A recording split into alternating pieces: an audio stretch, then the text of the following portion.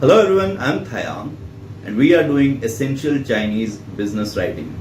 In this video, we'll have a look at how to write a curriculum vitae or a resume in Chinese.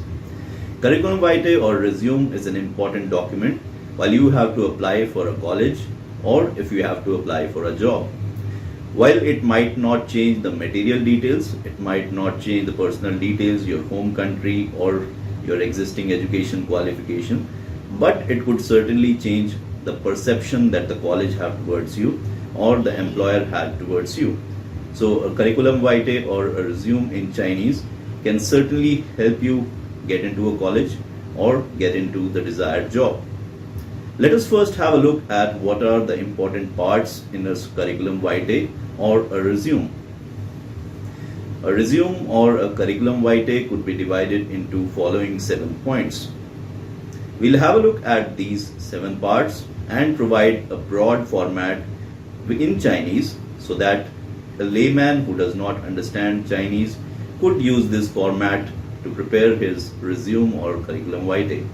Let us have a look at these 7 parts of a resume. The first part is the basic information or personal information.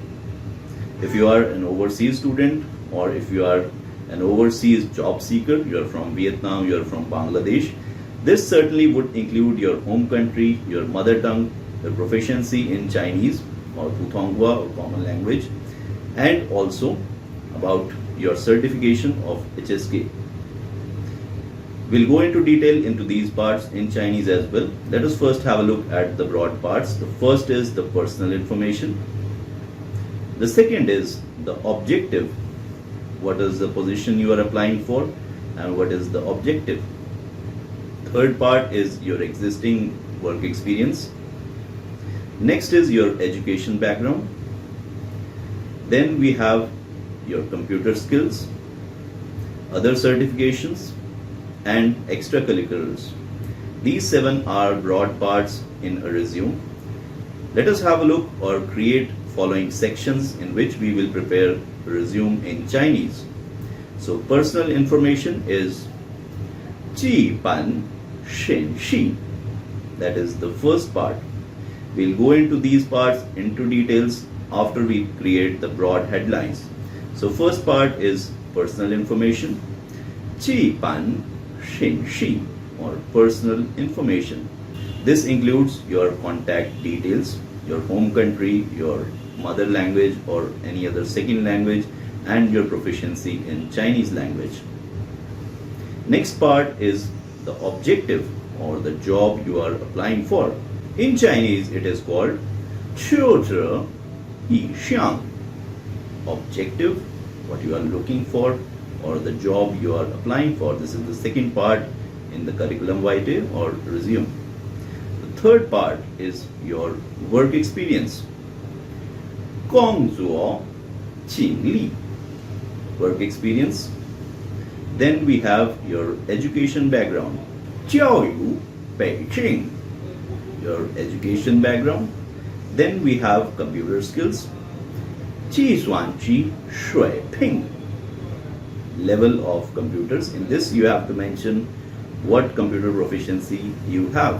Maybe PowerPoint or Excel could be your strength, so you can mention your computer proficiency. Next we have 其他证书 or other certifications, any other extra qualifications that you have. And finally we have extracurriculars. 课外实践 or extracurriculars. So these are the broad parts in which we divide a curriculum vitae. While you prepare your curriculum vitae, first divide it into these following 7 parts. Now we go into the details of these parts and look at various subparts. We would try to use a table format so that even somebody who does not know Chinese could use it without using sentences, long sentences, so as to avoid any scope of language errors or grammar errors. So we'll be using most of a table format. Let us first look at the subheads or subpoints of basic information. Basic information or 基本信息 has the following important points. 姓名 that is complete name, your full name, Xingpie, gender, your country, Croatia, your mother tongue, Muyu, mother language or your first language, Chuanye, your major or your subjects, Lianxi, Fangshe, that is contact informations. Contact information is very important and it should be highlighted. So it would have your email address, your telephone number, or your WeChat or WhatsApp number. And finally, if you are an overseas student and an overseas job seeker, you have to mention your Chinese proficiency skill. That would be 普通话水平, Chinese level.